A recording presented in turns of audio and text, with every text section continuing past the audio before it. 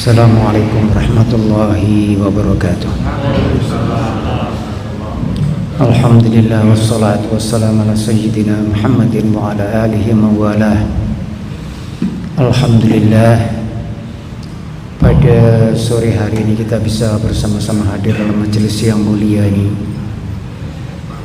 Majelis yang insyaallah penuh dengan berkah dan rahmat dari Allah Subhanahu wa taala.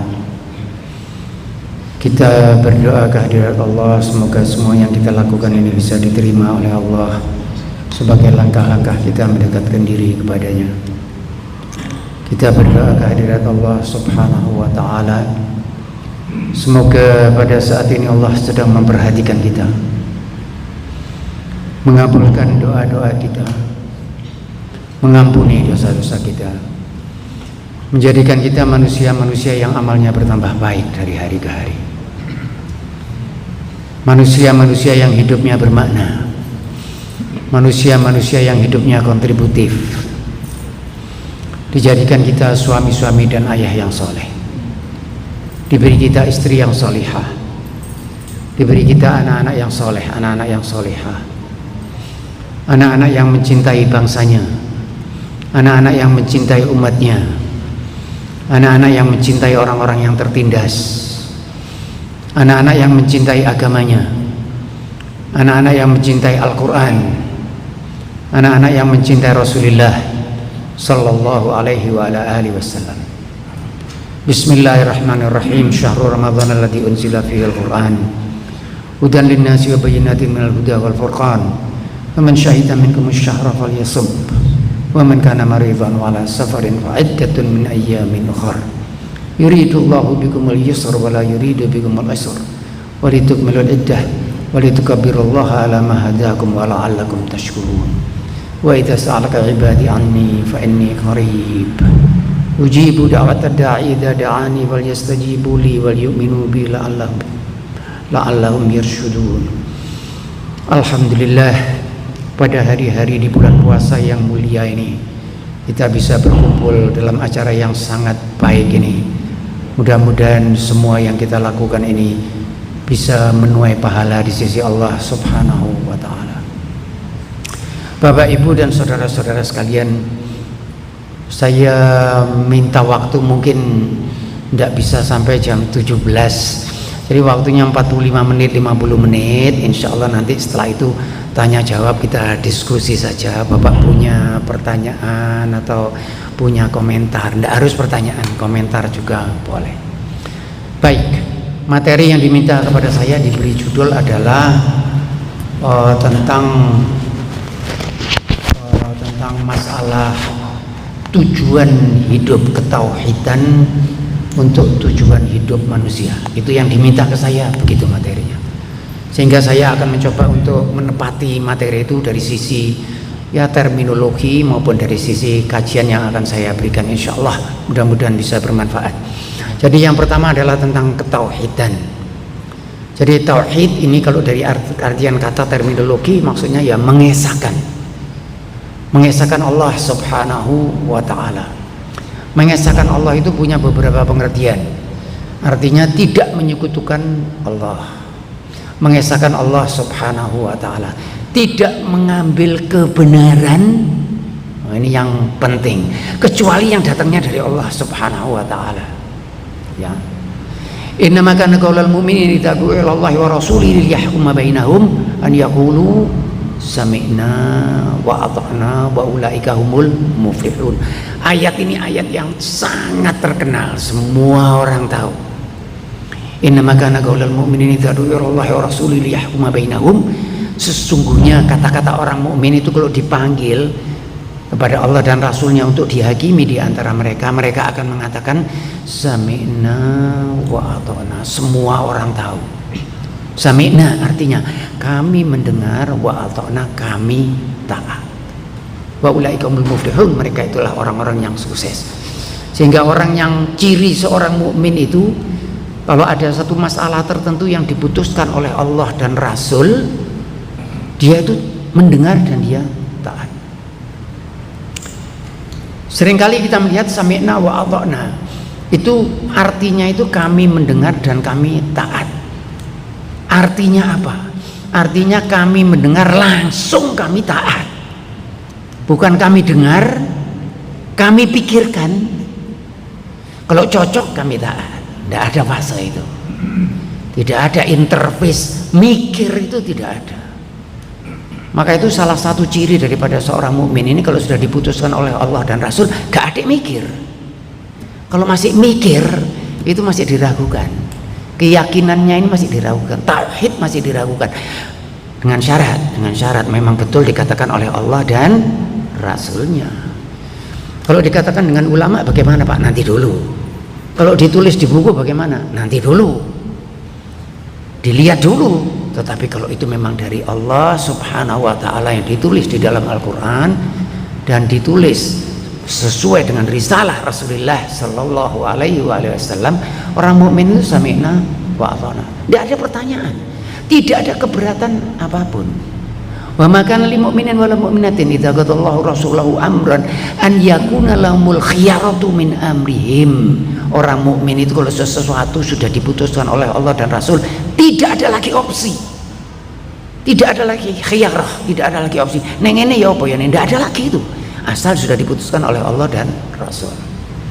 Nah ini kadang-kadang orang-orang Islam yang bertauhid ini agak, mudah-mudahan saya salah, saya berdoa mudah-mudahan saya salah, agak mendua hati. Mendua hati dalam artian bagaimana? Dia percaya kepada Allah, dia percaya kepada Rasul, dia percaya kepada Al-Quran, tetapi konsekuensi daripada keyakinan itu masih dipertanyakan. Bapak dan Ibu ini percaya kepada Allah subhanahu wa ta'ala, percaya ya, mengesahkan Allah subhanahu wa ta'ala, insya Allah, mudah-mudahan percaya kita, percaya kepada Rasul ya, percaya kepada Al-Quran ya, percaya kepada Al-Quran itu sebagian atau keseluruhan, atau masih mikir nanti dulu kalau saya cocok dengan budaya saya, misalnya saya ambil, kalau cocok dengan pemikiran rasionalitas saya. Kadang-kadang manusia begitu, kadang-kadang manusia ini sok pintar, saya cari agama yang cocok dengan pikiran saya, seolah-olah pikirannya itu hebat, padahal pikirannya tidak terlalu hebat. Agama bukan itu, bukan cocok-cocokan gitu. Diyakini tidak kebenaran agama ini, maka itu tadi kata-katanya sami'na wa ata'na. Kalau diyakini, Bapak yakin dengan Al-Quran keseluruhannya, yakin betul, pencuri dipotong tangannya, gimana? Potong, cocok Bapak? Loh, biasa adik mikir, mesti sih mikir, wah nggak bisa begitu Pak, cuma itu katanya sami'na wa ata'na. Ada enggak di dalam Al-Quran kalau pencuri dipotong tangannya? Wasariqatu faqta'u aydiyahuma. Ada ayatnya. Pencuri laki-laki dan pencuri perempuan potong tangannya. Wah itu enggak bisa Pak, itu kan di zaman yang lalu, itu 1400 tahun yang lalu. Ini zaman sudah modern loh. Orang Islam begitu, mengesahkan yang maha kuasa, tetapi konsekuensi dari tauhid dia menolak. Orang-orang yang di luar Islam itu Pak ya, itu mereka itu komitmennya luar biasa. Kadang-kadang saya memberi contoh ini di dalam forum seperti ini ya, kemudian saya mengatakan bapak-bapak ini kapitalis ya, pahamnya ya, paham ekonomi atau paham politik lah, kapitalisme ya. Bapak mengatakan ya, kalau gitu bagaimana kita mendirikan masyarakat, membangun masyarakat berdasarkan kapitalisme? Semua setuju, semua setuju. Yang komunis juga begitu, setuju dengan ideologi komunis, setuju kalau gitu kita membangun masyarakat sesuai dengan ideologi komunisme. Setuju dengan Islam, membangun masyarakat yang Islami, setuju.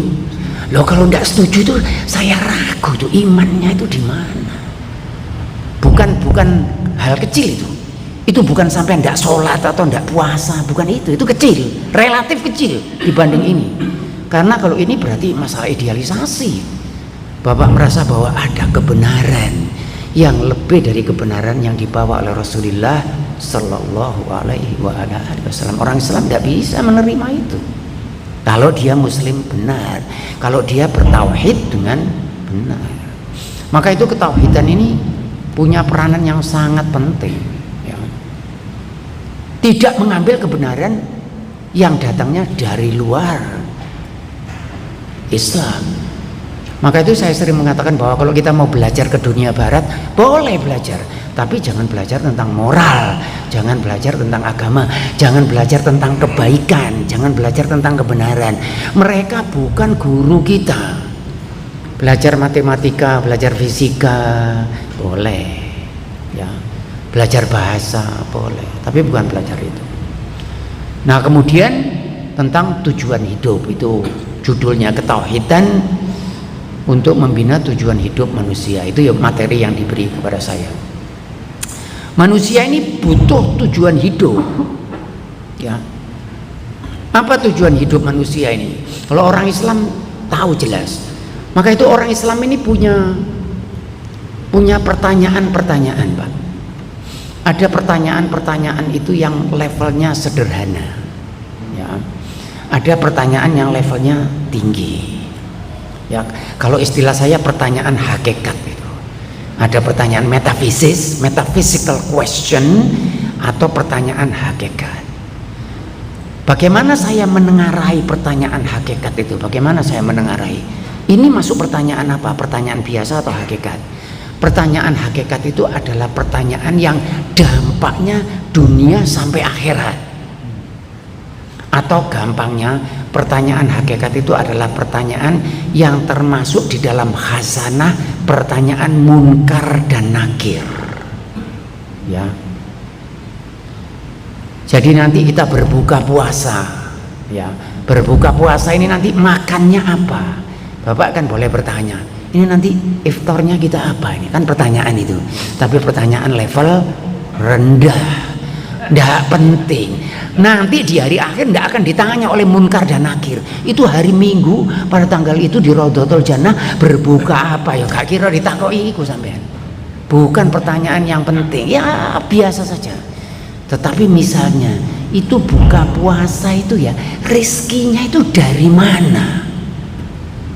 Yang mendanai itu siapa ya? Uangnya halal atau haram? Oh, itu pertanyaan metafisis. Maka itu di dalam kehidupan ada pertanyaan yang penting. Apa pertanyaannya? Apa tujuan daripada hidup ini?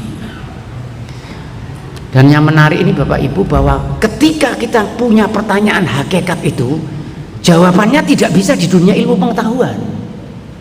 Sains tidak bisa menjawab itu.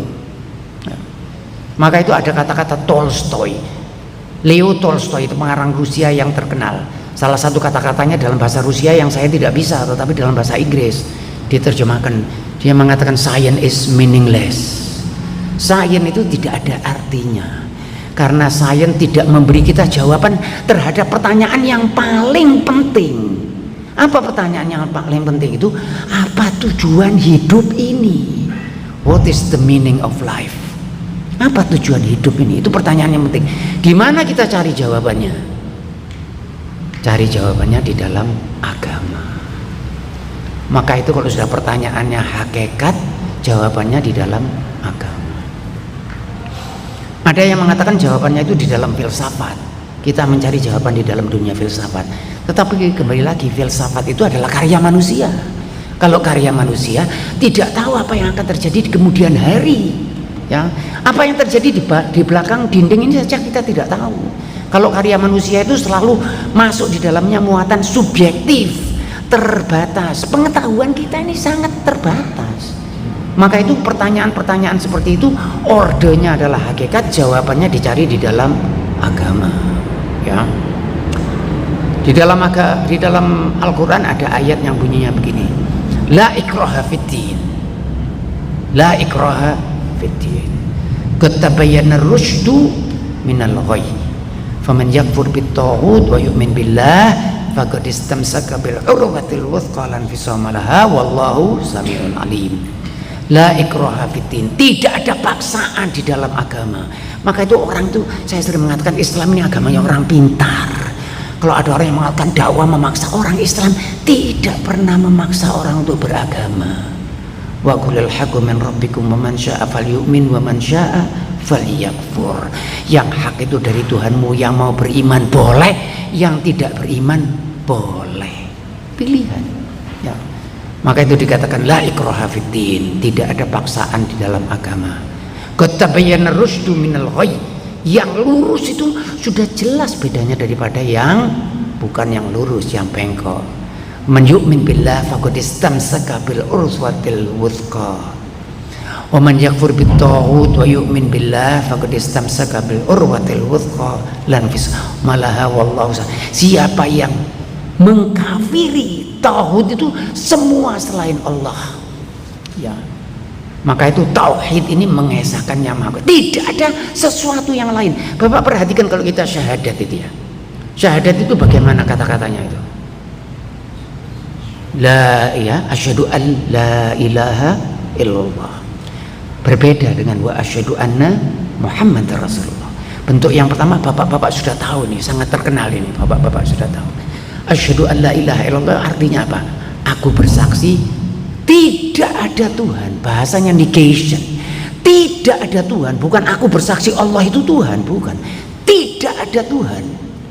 Berarti semuanya itu tidak ada kecuali Allah satu-satunya, the one and only.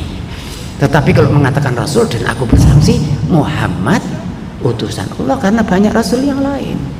Tetapi ketika mengatakan Allah, aku bersaksi tidak ada Tuhan.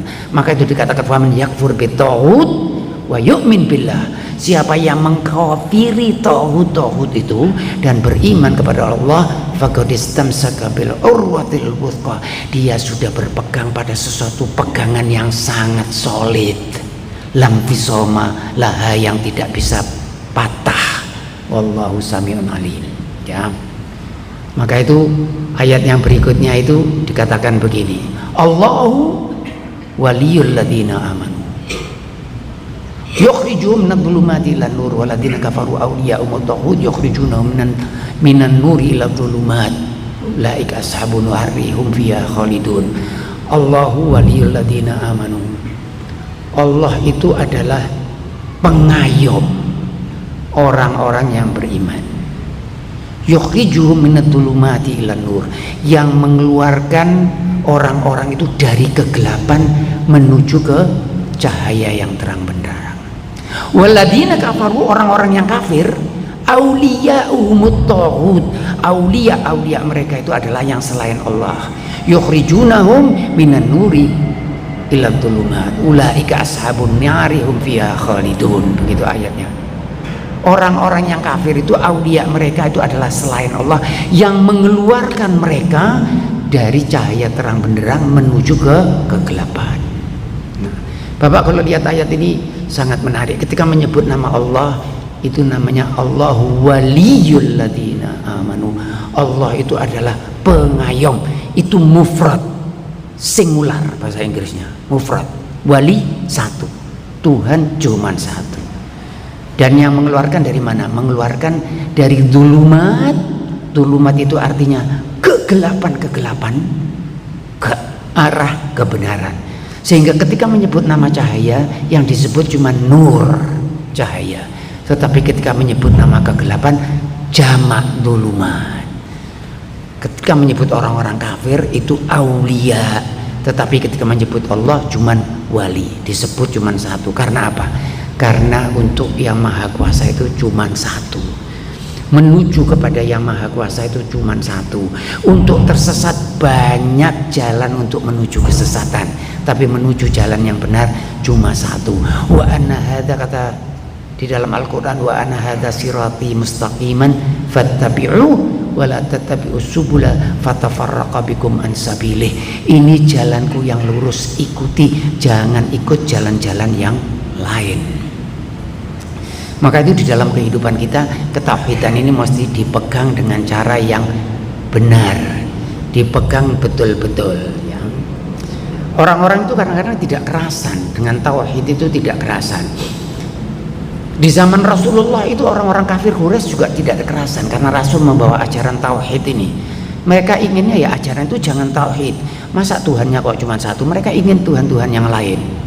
Maka itu dikatakan di dalam Al-Quran, wa idza dzukirallahu wahdahu isma'azzat qulubul ladzina la yu'minuna bil akhirah wa idza dzukiral ladzina min dunihi idahum yastabsyirun. Kalau disebut nama Tuhan yang satu, Isma'azzat itu artinya gelisah hati orang-orang yang tidak percaya kepada akhirat. Bapak kalau cerita kepada teman ya, Bapak cerita macam-macam gitu, dia menanggapi kisah Bapak itu dengan tenang saja. Begitu Bapak cerita tentang sesuatu yang bersifat agama atau yang datang hadis daripada Rasulullah, tiba-tiba kerasa agak tidak enak itu, gini-gini gak usah jadi takno gitu. Isma'azzat, gelisah hati orang-orang yang tidak percaya kepada akhirat. Wa idza busyira wa idza dzukira min duni, kalau disebut yang lain idahum yastabsyirun, kalau disebut nama yang lain mereka berbahagia. Ketika disebut nama Allah mereka tidak senang, disebut nama yang lain mereka berbahagia. Di dalam ayat yang lain dikatakan famalahum anitadzkirati mu'ridin. Kenapa sih mereka itu kalau dipanggil kepada jalan Allah kok mereka berpaling? Ka'annahum humurun mustanfirah farrat min kaswarah. Itu bahasa Al-Quran.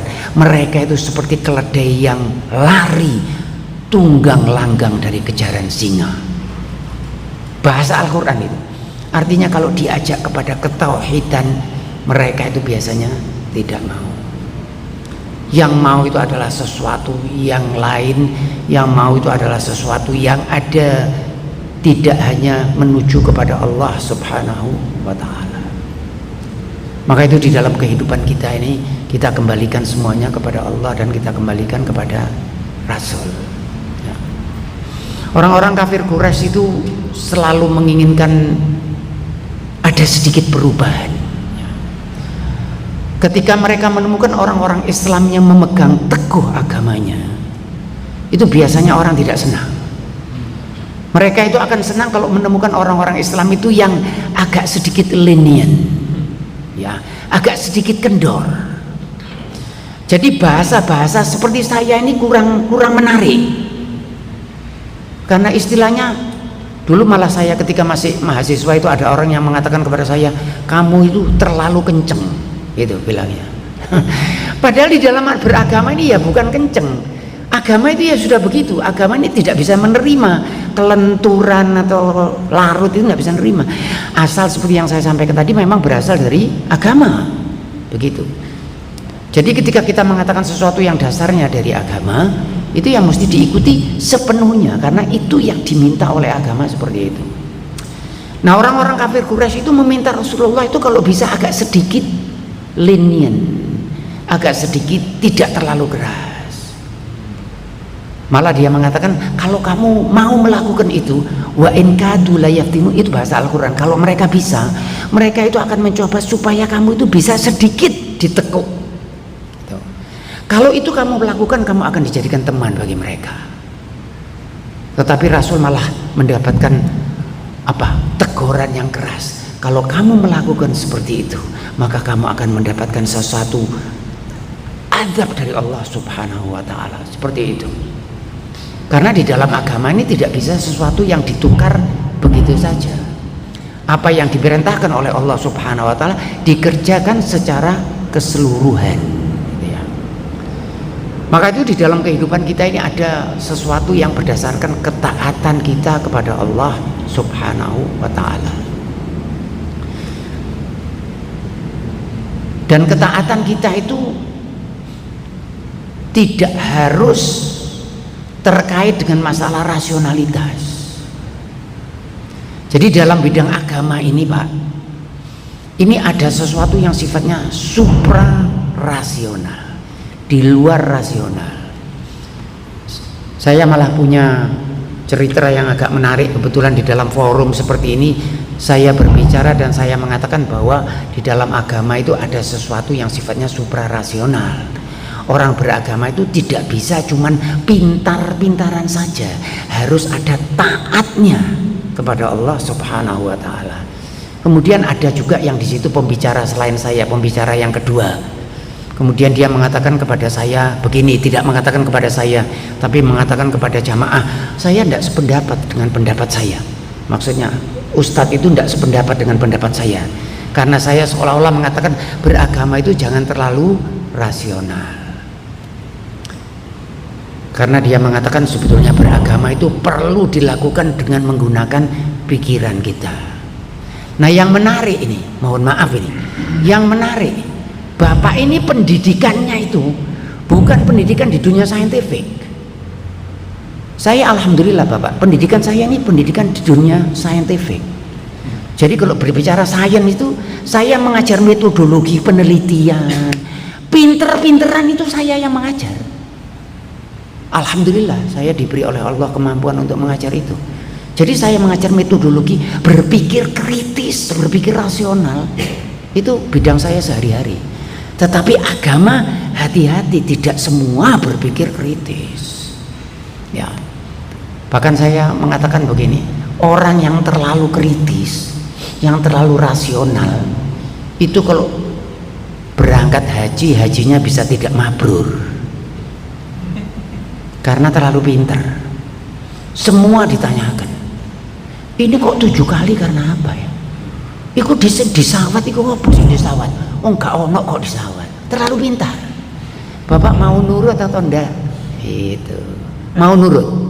Kalau enggak, saya enggak mau nurut, enggak apa-apa. Agama ini enggak apa-apa. Faman syaa'a falyu'min wa man syaa'a falyakfur, kata Al-Qur'an.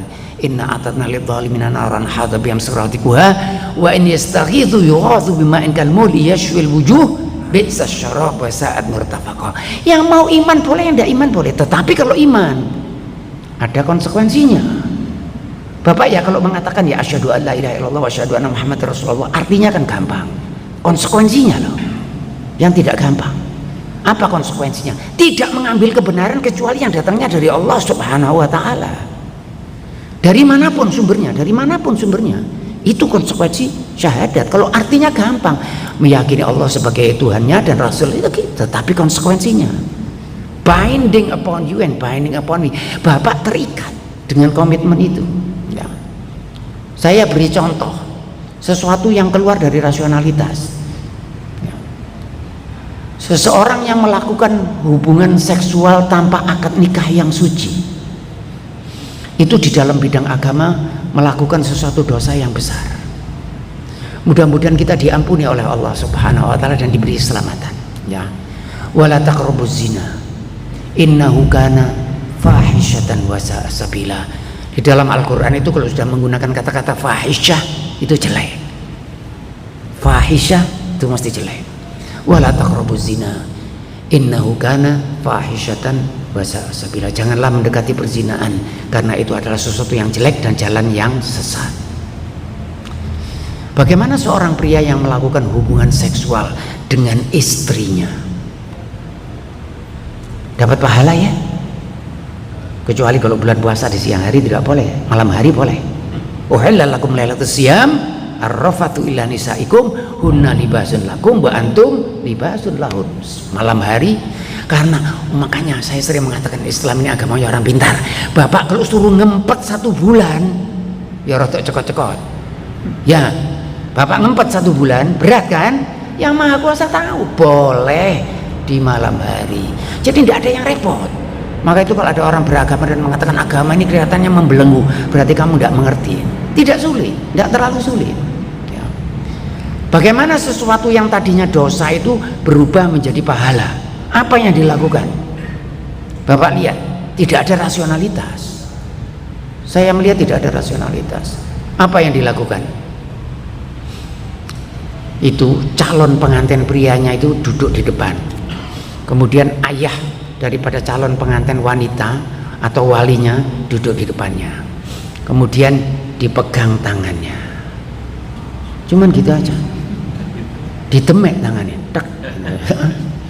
Kemudian le coro Jawa boleh, bahasa Arab boleh, bahasa Indonesia Sanskerta, le kamu aku nikahkan dengan anakku yang bernama ini dengan mahar 100.000 rupiah. Anaknya jawab, masih mikir, oh kon gak tegas kon, harus jawabnya langsung. Ulang lagi, aku nikahkan. Kemudian anaknya mengatakan, aku terima nikahnya ini binti ini dengan mahar sekian. Lalu setelah itu dia melakukan hubungan seksual, dapat dosa atau dapat pahala? Dosa atau pahala? Pahala. Di mana rasionalitasnya, di mana? Tadi sebelumnya dapat dosa, sekarang dipegang, cuman bilang gitu, aku terima nikahnya, dapat pahala. Rasional itu bapak-bapak? Masuk akal itu? Ya enggak masuk akal, Pak. Rasionalitasnya di mana? Itulah agama. Itulah agama. Yang tadi haram hukumnya, yang sekarang halal. Ada rasionalitas? Enggak perlu rasionalitas. Sholat maghrib berapa rakaat? 3 rakaat. Apa alasannya? Ada alasannya? Kalau ada buku-buku yang dijual itu, yang punya alasan sholat maghrib 3 rakaat karena begini, kalau jangan bapak beli, mesti ngarang itu. Jangan beli, mesti ngarang, tidak ada alasannya. Kenapa kok 3, kenapa 4, kenapa kalau putar itu, kalau tawaf kok 7 kali, counter clockwise, 7 kali berlawanan dengan arah jarum jam. Kenapa kok 7 kali? Karena Ibrahim 7 kali. Karena Rasulullah Sallallahu Alaihi Wasallam 7 kali khudhu anni manasikakum. Kamu itu kalau manasik ojo mikir. Kamu kalau manasik contohlah aku. Nah, itu saya dikritik oleh teman saya, ya bukan teman. Ojo mikir, orang itu perlu mikir. Wah, saya ini sarapan pagi, siang, hari, tidur mikir. Kerjaan saya setiap hari itu cuman mikir. Setiap hari saya belajar. Kerjaan saya setiap hari. Nggak pernah saya sehari nggak mikir, itu nggak pernah. Doakan. Setiap hari saya berpikir, itu pekerjaan saya. Tetapi ada bidang, Bapak mengerjakan persamaan matematika, mikir atau enggak mikir?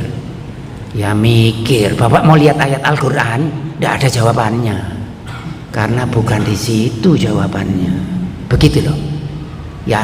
Jadi ada domain, ada ranah sendiri. Ini domain agama, ini domain sains, ini domain filsafat, ini domain seni. Seni itu tidak rasional seringkali. Bahasa-bahasa puisi itu tidak rasional. Aku yang terbaring di antara Kerawang Bekasi, di mana? Terbaring di tengah jalan di antara Kerawang Bekasi, itu Syair Khairil Anwar. Itu terbaring di antara Kerawang Bekasi, dia berbaring di jalan. Itu puisi. Puisi begitu. Jadi ada bidangnya sendiri-sendiri. Itu ya. Maka itu di dalam keimanan kita kepada Allah Subhanahu wa taala, ketaatan, ketauhidan kita itu ada sesuatu yang kadang-kadang memang bertentangan dengan pikiran. Maka itu saya melihat ketaatan itu ada 3 macam. Pertama kali ketaatan itu bisa macam-macam ya. Ada yang taat itu karena takut, ada taat karena cinta, ada taat karena kewajiban, ada taat karena komitmen, ada taat karena terpaksa, ada karena taat karena konformis. Orang lain taat, aku juga taat. Ada yang gitu. Dan taat itu ada beberapa jenis ketaatan ya. Ada ketaatan yang sesuai dengan alasan rasional, itu ketaatan paling gampang. Ada ndak agama begitu? Banyak. Jangan berjudi ya, itu rasional ndak? Rasional Bapak, karena berjudi pasti merusak kehidupan rumah tangga. Jangan minum minuman keras ya. Nah yang saya heran, orang-orang barat masih minum minuman keras dan mengatakan diminum dengan moderasi ya. Itu kalau dianu itu akonsumi avec moderation, itu maksudnya dikonsum dengan moderasi, maksudnya jangan banyak-banyak kalau minum, seolah-olah masih ada gunanya ya. Tetapi ada kalanya bahwa satu yang dilarang itu tidak ada rasionalitas di belakangnya. Di dalam agama banyak yang dilarang ada rasionalitas. Nanti saya akan lihat, saya beri contoh. Ada yang tidak ada alasan. Misalnya apa yang tidak ada alasan itu ya? Sholat maghrib 3 rakaat, sholat isya 4 rakaat, tidak ada alasannya. Paling tidak saya melihat begitu. Wallahu a'lam kalau ada alasan yang lain, wallahu a'lam. Tapi saya melihat sejauh ini, saya kira ya begitu. Kemudian ada ketaatan yang bertentangan dengan alasan rasional, tidak masuk akal ya. Itu contoh yang paling spektakuler. Itu adalah contoh ketika Ibrahim diperintah menyembelih anaknya. Itu tidak masuk akal. anak yang ditunggu sekian puluh tahun, kemudian anak ini anak soleh. Falamma balagha ma'as ya qala ya bunayya inni ara fil manami anni atba'uka fanzur madza tara. Ibrahim mengatakan kepada anaknya, aku ini bermimpi menyembelih engkau, menurut engkau berapa? Ayahnya nih ragu sedikit, karena secara rasional, secara pikiran kita tidak mungkin seorang ayah menyembelih anaknya. Maka itu dugaan saya, impian itu datangnya tidak sekali, mungkin sekali Ibrahim menolak impian itu, kemudian datang lagi, sehingga Ibrahim merasa bahwa dia petunjuk.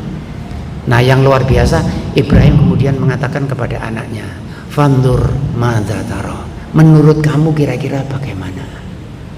Apa jawaban anaknya? Ini orang kalau punya tauhid itu begitu, kalau mengesahkan yang maha kuasa, kalau punya keimanan yang tinggi, jawabannya begitu, qala ya abatif al ma tu'mar. Renungkan bapak-bapak dan ibu jawabannya. Jawabannya itu, wahai ayah, kerjakan apa saja yang engkau diperintah. Jadi bukan wahai ayah sembelihlah aku, jawabannya bukan itu. Kerjakan apa saja yang kamu diperintah. Kalau disuruh sembelih ya sembelih. Misalnya disuruh dikepruk ya kepruk. Pokoknya apa yang diperintah kamu kerjakan. Itu orang yang beriman begitu. Dan itu yang dituntut dari seorang yang beriman begitu. Kalau orang yang beriman masih menanyakan apa yang diperintahkan Allah kepadanya, berarti imannya masih belum lengkap. Kalau dia beriman betul, dia tidak akan pernah bertanya. Kemudian tidak jadi disembelih dan diganti wa fadainahu bidzibhin azim, diganti domba yang besar oleh Allah Subhanahu wa taala. Tetapi itu mengerjakan sesuatu tanpa alasan rasional. Maka itu ada pertanyaan bapak-bapak. Pertanyaan yang cukup runcing ini di dunia agama, terutama di dunia yang terkait dengan madzhab, terkait dengan madzhab. Nah, bapak-bapak mesti merenungkan sedikit pertanyaan ini, agak pelik sedikit, tidak terlalu pelik. Sesuatu itu dikatakan baik, ya, sesuatu yang dikatakan baik itu apakah karena Allah mengatakannya baik, atau karena dia baik maka Allah mengatakannya baik? Rotok bulat sedikit, saya ulang lagi. Sesuatu itu baik itu apakah karena substansinya baik maka dia jadi baik, atau tidak penting substansi, tidak penting, yang penting Allah mengatakannya baik dia jadi baik, gitu. Dan madhab berbeda. Ada yang mengatakan tidak, kalau Allah mengatakan itu baik maka jadilah dia baik, tidak penting substansinya, tidak penting. Ada yang mengatakan tidak, justru karena substansinya itu baik maka Allah mengatakannya baik, ya. Jawabannya apa? Ini kembali lagi, kalau saya salah mohon maaf kehadirat Allah Subhanahu wa taala. Biasanya kalau reduksionisme itu biasanya banyak yang salah. Jadi kalau bapak ditanya mana yang lebih penting itu, pendidikan atau genetik? Kalau bapak mau jawab secara filsafat yang paling gampang apa? Dua-duanya penting. Oh, bapak mesti betul. Itu ciri orang rodok gak kendel itu. Tapi kalau bapak milih salah satu, resiko membuat kesalahan. Mana yang paling penting itu pak, orang hidup di dunia ini, pendidikan atau ekonomi misalnya? Oh, dua-duanya penting. Itu sudah tidak akan salah, tidak akan salah. Mana yang lebih betul? Apakah sesuatu itu baik karena memang baik sehingga Allah mengatakannya baik, atau karena Allah mengatakannya baik maka jadilah dia baik? Nah, saya kira dua-duanya betul, ya. Bukan karena saya melarikan diri. Pertanyaan begitu jawabannya di mana bapak? Seperti tadi, kalau ada pertanyaan gitu itu jawabannya. Kalau saya tanya bapak apa yang dimaksud dengan kebaikan itu, jawabannya kemana? Sains bisa jawab ini baik ini tidak. Sains bisa, tidak bisa. Jawabannya agama yang bisa jawab. Wa qulil haqqu min rabbikum, yang hak itu datangnya dari Tuhanmu. Bagaimana agama? Nah, ternyata kalau lihat di Al-Quran itu dua-duanya betul, ya. Fabidulmin minalladzina hadu harramna alaihim thayyibatin uhillat lahum wa bisaddihim an sabilillahi katsira. Ya, Bapak lihat ayat ini. Fabidulmin minalladzina hadu harramna alaihim thayyibatin uhillat lahum.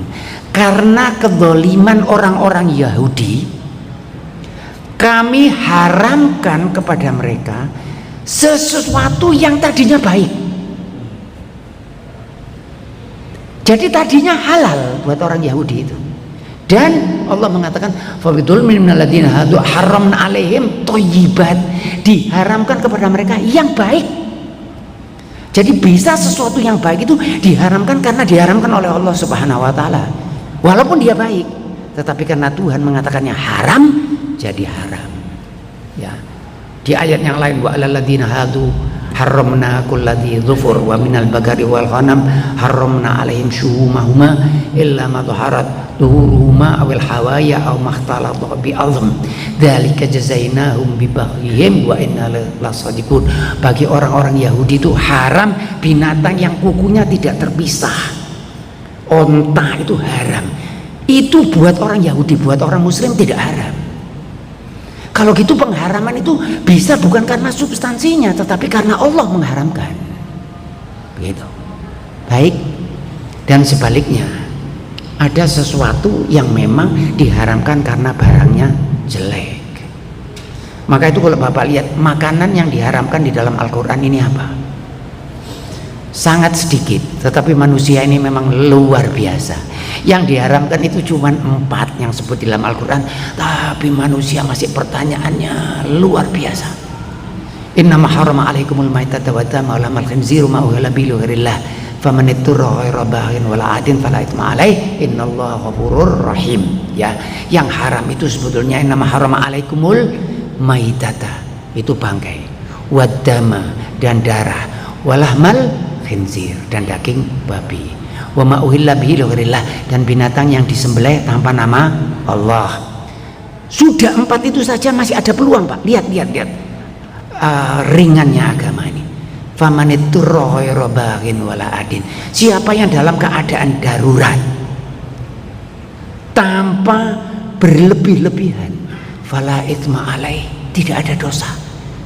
Setelah itu, setelah cuma 4, masih ada jalan keluar bagi mereka-mereka yang dalam keadaan terpaksa. Ya. Maka itu yang haram itu apa? Di antaranya darah, bangkai, kemudian daging babi. Kalau darah itu diharamkan itu ada alasan rasional enggak? Darah itu haram ada alasannya rasional? Ada. Darah itu kan kotor, Pak. Darah itu mengandung bibit penyakit di dalamnya. Darah itu kotor. Iya kan? Kalau bangkai itu diharamkan itu masuk akal atau enggak? Masuk akal, kotor kan? Nah, tinggal yang satu ini. Dan ini yang paling banyak dipertanyakan. Oh, itu biasanya mahasiswa ada yang tanya kepada saya, kenapa Pak babi itu kok diharamkan? Saya bilang satu yang paling gampang, supaya kamu punya pertanyaan. Kamu enggak pernah punya pertanyaan, sekarang kamu punya. Satu-satunya pertanyaanmu cuma bilang, kenapa babi kok diharamkan? Kenapa daging babi itu diharamkan? Ada yang menulis di buku-buku, Bapak ya mengandung ini, mengandung. Bapak pernah baca itu? Selain kali begitu. Ya boleh-boleh saja. Tapi saya terus terang aja tidak terlalu tertarik. Tidak terlalu tertarik. Karena apa? Karena kalau Bapak mengatakan itu kotor dan sebagainya, apa cuma daging babi saja yang kotor? Daging-daging yang lain itu tidak ada bibit penyakit di dalamnya. Sapi gila juga ada. Flu burung juga ada, ayam, iya kan? Sapi gila kan ada, mengandung penyakit dagingnya. Ayam kita ini bersih atau tidak bersih? Ayam yang di kampung loh terutama, bukan ayam yang di peternakan. Ayam yang di kampung itu loh, bersih atau tidak bersih? Ya agak kurang bersih, Pak. Ayam di kampung itu semua dimakan kan? Ayam di kampung itu kan makannya sembarang. Anak kecil lari ke selokan kadang-kadang ya dikejar, iya kan? Haram atau tidak haram? Tidak haram. Sekarang pertanyaannya, kenapa daging babi itu kok haram? Jawabannya apa? Karena diharamkan. Titik. Cukup bagi orang yang beriman, cukup alasan itu. Tidak pakai pinter-pinteran lagi. Saya tidak butuh. Saya tidak butuh. Maka itu ketika ada Isra Mi'raj kemudian dijelaskan, kan ada ustadz-ustadz Isra Mi'raj, kecepatan cahaya macam-macam. Saya tidak tertarik. Cerita liane ya Ustaz. Kamu gak ngerti kon kecepatan cahaya. Kamu ngerti toh teknologi kecepatan cahaya? Sekali kira ngerti. Mengada-ada tentang kecepatan. Diubah menjadi energi. Kamu kok tahu dapat wahyu? Dapat wahyu. Al-Quran mengatakan apa? Subhanalladzi asra, maha suci Allah. Itu sesuatu yang istimewa, itu bukan sains. Karena kalau sains tidak istimewa. Sains itu bisa dijelaskan, ini tidak bisa dijelaskan. Itu memang kehendak Allah subhanahu wa ta'ala. Sehingga memang ada sesuatu itu memang yang di luar nalar, itu agama. Bapak percaya akhirat? Percaya? Ada akhirat itu? Pernah pergi akhirat? Kalau ada orang pulang dari akhirat, Bapak percaya? Saya nomor satu paling tidak percaya. Kalau ada orang bilang, kulo nih sampean kok gak tahu ketok sampean. Wah, kulo teng akhirat Pak.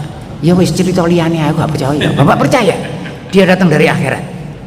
Karena orang kalau ke akhirat tidak akan kembali. Tetapi agama meminta kita percaya. Sulit enggak untuk saya percaya itu? Tidak sulit buat saya. Sama sekali enggak. Karena apa? Kalau mau sulit itu sejak awal. Itu derivat itu, jangan di belakang baru sulit. Sulit itu sejak awal. Percaya enggak kepada Allah? Itu dulu. Percaya enggak kepada Tuhan? Ada yang tidak percaya, boleh. Percaya enggak kepada Rasul? Percaya enggak kalau Allah ini mendatangkan wahyunya kepada Rasul? Kalau Bapak enggak percaya, jangan percaya. Tetapi Bapak kalau percaya kepada Rasul, terus dikatakan percaya enggak kepada Al-Quran? Percaya enggak kalau Al-Quran itu kata-kata dari Allah subhanahu wa ta'ala? Percaya enggak? Babi haram. Bapak mikir? Bapak enggak mikir. Kalau saya mikirnya terlambat. Mestinya mikirnya ketika dikatakan percaya kepada Allah itu mikir. Banyak yang mikir banyak dan tidak mau percaya. Mikir enggak? Saya malah lebih lebih respect kepada yang itu jelas. Ini enggak percaya kepada Al-Quran, percaya kepada Rasul. Kemudian dikatakan khamar itu haram. Selesai ya. Maka itu keimanan ini memang menuntut sesuatu yang lain dari kita. Bukan cuma sains. Kalau sains itu Bapak-bapak tidak perlu mengimani saya di sini, tidak perlu. Saya beriman, tidak perlu, tidak butuh iman. Bahkan itu ya, itu kan ada berapa saat yang lalu katanya yang puasa lebih awal itu karena melihat melihat ru'yanya sana di Alaska sana ya, di Anchorage sana di Alaska. Bapak pernah enggak ke Alaska? Pernah ke Alaska? Saya pernah Pak ke Alaska. Saya pernah ke Anchorage, kota yang paling besar di Alaska. Anchorage ya. Ada enggak Anchorage itu? Ada enggak? Bapak perlu enggak mengimani Anchorage? Enggak perlu. Kalau Bapak mau ya besok beli tiket sampai Bapak ke Alaska. Yang diimani itu sesuatu yang keluar dari pemikiran kita, tentang Rasul, tentang malaikat, tentang akhirat. Bagi orang yang beragama cukup ya. Baik, saya kira itu yang bisa saya berikan pada kesempatan ini. Mudah-mudahan insya Allah bisa bermanfaat. Yang pada intinya bahwa ketauhidan kita kepada Allah subhanahu wa ta'ala menentukan masa yang akan datang. Tujuan hidup manusia itu yang benar itu cuma satu. Apapun yang dia kerjakan, tujuannya yang benar cuma satu, mencari ridho Allah. Bapak kerjakan apa saja, Bapak pebisnis ya, tujuannya apa bisnis? Mencari ridho Allah. Kemana mencari ridho Allahnya? Dalam bisnisnya itu. Bekerja setiap saat dengan keras, jadi orang kaya. Tujuannya mencari ridho Allah. Karena orang mukmin ini butuh orang kaya, butuh orang pintar, butuh politikus, butuh semua dibutuhkan. Selama tujuannya mencari ridho Allah, insya Allah semuanya akan mendapatkan barokah dari Allah subhanahu wa ta'ala. Dan saya kira kebahagiaan hidup itu dicapai kalau kita ridho kepada Allah dan Allah ridho kepada kita ya. Kalau Bapak ridho dalam hidup ini, Bapak bahagia pasti. ridho terhadap pekerjaan, ridho terhadap istri, ridho terhadap yang Allah berikan kepada kita, ridho terhadap anak, ridho terhadap teman, semua yang Allah berikan kepada kita, kita ridho, insya Allah hidup kita bahagia. Baik, barangkali itu yang bisa saya berikan pada kesempatan ini. Mohon maaf lah ada yang kurang, barangkali dalam materi atau cara saya berikan. Yang penting mudah-mudahan insya Allah bisa bermanfaat. Aku qouli hadza wa astaghfirullah li wa lakum. Wassalamualaikum warahmatullahi wabarakatuh. Terima kasih. Terakhir tadi dijelaskan bahwa tujuan hidup itu adalah hanya untuk mencari ridha Allah. Nah, bagaimana seandainya saya punya prinsip tujuan hidup atau visi hidup adalah ada di Al-Quran yang berbunyi Robbana atina fid dunya hasanah wa fil akhirati hasanah wa qina adzabannar. Itulah prinsip saya begitu. Itu bagaimana menurut Ustaz? Terima kasih.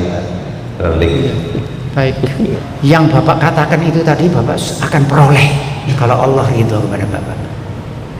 Bapak tadi kan mengatakan Rabbana atina fid dunya hasanah fil akhirati hasanah wa qina adzabannar. Apa artinya? Minta di dunia yang baik, dan minta di akhirat yang baik, dan jauhkanlah kami ini dari api neraka. Semua itu akan Bapak peroleh kalau Allah ridho. Oh, ridho. Kalau Tuhan ridho kepada saya, tidak ada yang tidak akan saya peroleh, Pak. Itu ya. Apa saja di dunia ini kalau Allah ridho pasti saya hidup bahagia. Kalau Allah ridho di akhirat, oh pasti lagi. Karena yang diinginkan manusia itu Allah ridho. Bahkan cita-cita seorang mukmin itu yang paling besar itu kan mengharap ridho Allah Subhanahu wa taala. Saya melihat surga itu bonus. Ya, mudah-mudahan kita diberi surga oleh Allah Subhanahu wa taala. Tetapi surga itu bonus. Saya melihat suplemen. Bahasa retorika saja ini, tidak betul. Bapak mau bahasa retorika saja, jangan ditanggapi berlebihan. Bapak mau masuk surga tapi Tuhan tidak ridho. Mau? Saya tidak mau. Saya tidak mau. Pertanyaan yang lebih sulit lagi. Bapak mau masuk neraka dan Tuhan ridho. Nah, ini lebih sulit ini.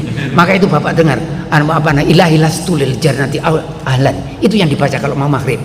Ilahi lastu lil jannati ahla wala aqwa ala naril jahimi fahabli taubatan waghfir dunubi fa innaka ghafirid dzanbil azimi. Itulah yang kalau mau maghrib, ilahi lastu lil jarrausi ahla, yang itu. Apa itu artinya? Itu seorang penyair yang sangat terkenal. Ilahi lastu lil firdausi ahla. Duh Gusti, aku kula niki Gusti tidak cocok untuk masuk surgamu. Ya. Tapi namun wala aqwa ala naril jahimi, ini orang pintar betul, tapi dimasukkan neraka juga tidak kuat. Masuk surga nggak pantas, tapi masuk neraka tidak kuat. Fahabli taubatan waghfir dunubi, maka berikan aku ini taubat dan ampuni dosaku. Fa innaka ghafirid dzanbil azimi, sesungguhnya engkau mengampuni semua dosa. Maka itu cita-cita seorang mukmin ini Tuhan ridho. Kalau Tuhan ridho, kita diberi surga itu bonus. Tetapi ridho yang diinginkan. Karena kalau Tuhan ridho, saya kira tidak ada yang sulit di dalam hidup, tidak ada yang serasa. Maka itu dikatakan di dalam Al-Quran, ala inna awliya Allahi la khaufun alaihim wa lahum yahzanun. Para awliya itu, orang-orang yang dekat dengan Allah itu tidak pernah sedih, tidak pernah takut. Karena dia tawakal, dia pasrah, dia yakin semua ini Allah ridho kepada dia, dan dia ridho kepada Allah. Apa yang Allah bagikan kepada dia, dia terima dengan senang hati. Saya kira insya Allah begitu. Doanya pasti baik. Ya, orang minta di dunia, tetapi kalau Allah ridho kepada kita, kita akan mendapatkan semua. Saya kira begitu.